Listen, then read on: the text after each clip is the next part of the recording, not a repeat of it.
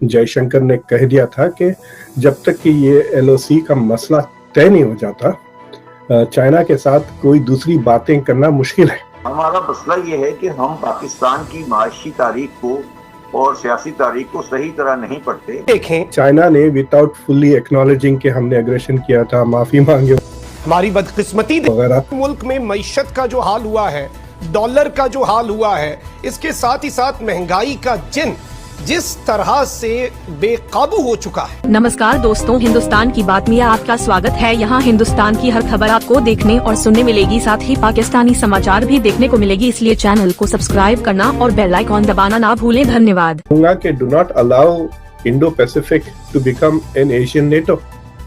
इसको Asian NATO बनने से पहले के ये स्ट्रेटेजिक अलायंस बन जाए, आप ऐसी कोशिश करें कि इतना ना बने। अगर ये बन जाता है तो चाइना के लिए काफी दिक्कतें पेश आएंगी। And the weakest link Indo Pacific में, जो इसका सबसे the weakest anti China position जो है वो इंडिया का है। जो बाकी के जो इंडो पैसिफिक में जो प्लेयर्स हैं, जापान, ऑस्ट्रेलिया और अमेरिका, वो इंडिया से ज्यादा एंटी चाइना है, कमिटेड है। तो ये सबसे वीकेस्ट लिंक है। देखिए, इंडिया इज प्लेइंग बहुत ही टाइट रोप वॉक कर रहा है।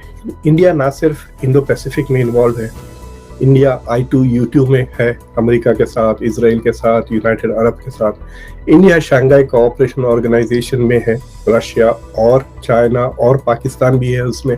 अब ईरान को लाने की कोशिश की जाएगी अगले हफ्ते। But India is also part of something that is called as Russia China India trilateral. तो आप देख सकते हैं कि दो ऐसे इदारे हैं जिसमें वेस्टर्न ममालिकों का कोई दखल नहीं है, जिसमें इंडिया और चाइना आर टुगेदर। इसके अलावा ब्रिक्स भी है, तो देख लें आप, ब्रिक्स को ले ले, इंडिया चाइना रशिया ट्राइलैटरल को ले ले, SCO को ले ले। ये तीनों जगहों पर ऐसा मौका है जहां China and India can have a dialogue and resolve their issues. So मुझे लगता है कि इंडिया की जो फॉरेन एस्टैब्लिशमेंट है वो रियलाइज कर चुके हैं कि हमारी एकदम स्ट्रेटेजिक वैल्यू बढ़ गई है इंटरनेशनली। अब वो कैश करना चाहते हैं ये इंटरनेशनल, जो इनका जो यूं कहिए कि स्टॉक जो बढ़ गया है from A geopolitical perspective, geography की वजह से जो सडनली जो स्टेटस बढ़ गया है।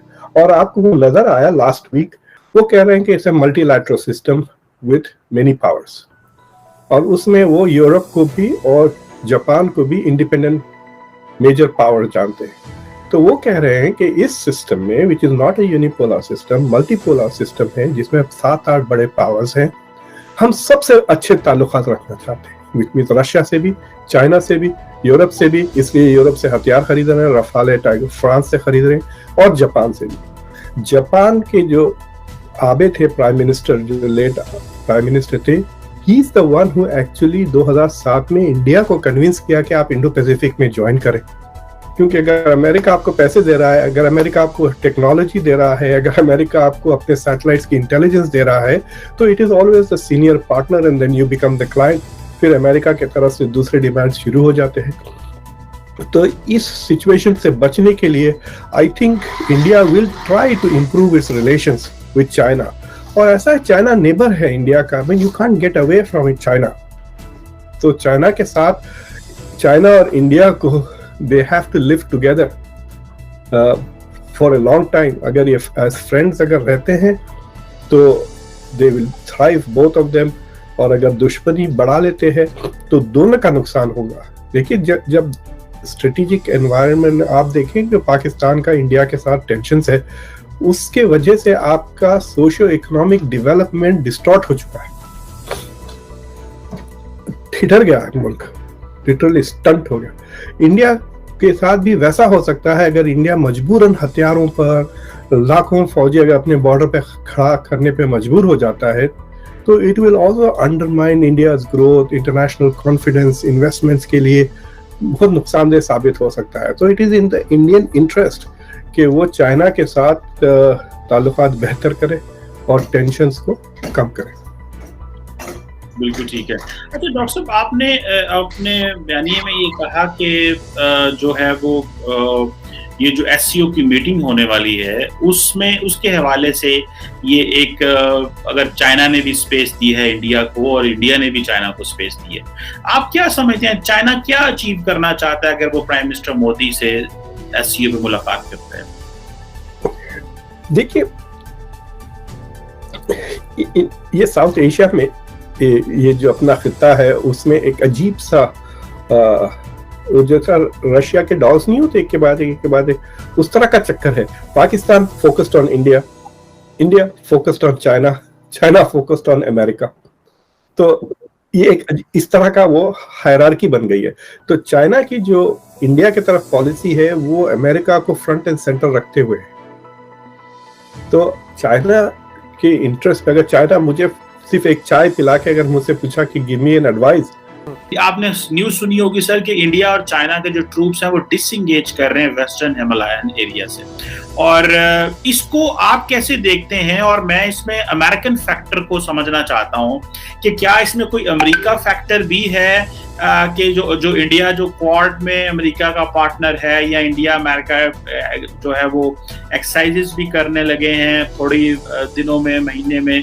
आप इसको अमेरिकन फैक्टर क्या देखते हैं, या क्या आप देखते हैं कि ये दोनों मुल्कों की आपस में जो डील हुई और उसके ऊपर ये डिसएंगेजमेंट होगी? अभी जो डिसएंगेजमेंट हुआ है मेरे ख्याल से this is a beginning to the Modi ji Jinping meeting जो अगले हफ्ते हो सकती है उज्बेकिस्तान में।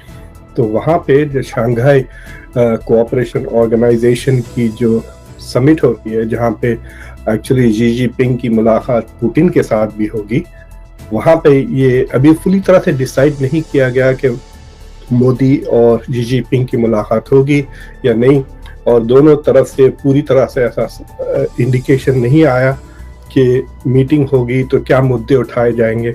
तो मुझे लगता है कि ये चाइना की तरफ से एक कंसेशन है इंडिया को ताकि वो मीटिंग हो जाए। आपको याद होगा तकरीबन एक महीना पहले इंडिया के फॉरेन मिनिस्टर जयशंकर ने कह दिया था कि जब तक कि ये एलओसी का मसला तय नहीं हो जाता चाइना के साथ कोई दूसरी बातें करना मुश्किल है।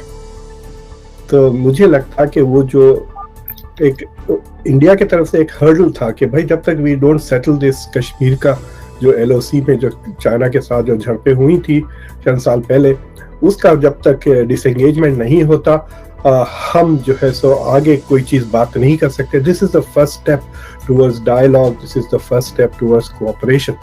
तो मुझे लगता है कि चाइना ने विदाउट फुल्ली एक्नॉलेजिंग कि हमने एग्रेशन किया था, माफी मांगे वगैरह, उन्होंने एटलीस्ट एक ऐसा स्टेप ले लिया जिसको नेगोशिएशंस में कॉन्फिडेंस बिल्डिंग मेजर कहते हैं। तो आप कह सकते हैं कि दोनों मुल्कों ने ये डिसएंगेजमेंट की वजह से एक कॉन्फिडेंस बिल्डिंग मेजर कर लिया है, जिसके बेसिस पे हो सकता कि चाइना में उज्बेकिस्तान में मोदी की मुलाकात अगर हो जाए जी जिनपिंग के साथ, तो I think there will be an important development. दूसरी चीज ये है कि मुझे नहीं लगता कि अमेरिका जेन्युइनली चाहता है कि चाइना और इंडिया के ताल्लुकात बेहतर हो। मतलब ये जीरो सम गेम है। अगर चाइना और इंडिया के ताल्लुकात बेहतर होते हैं तो इंडिया को अमेरिका की जरूरत कम पड़ती है, यानी it will feel more secure with China, will feel less need for strategic support from the US.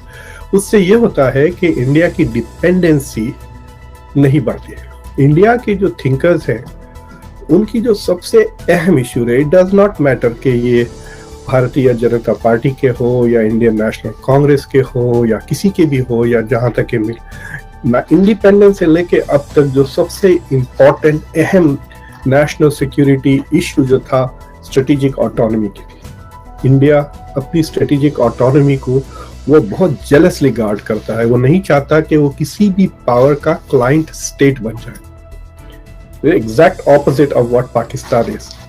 Pakistan America का क्लाइंट स्टेट बन गया कई सालों तक, उसके बाद अब वो चाइना का क्लाइंट स्टेट बन गया है। So India doesn't want to be a client state of everybody strategic autonomy. और अगर चाइना थ्रेटन करते रहा तो इंडिया मजबूरन will become allied much closer to America.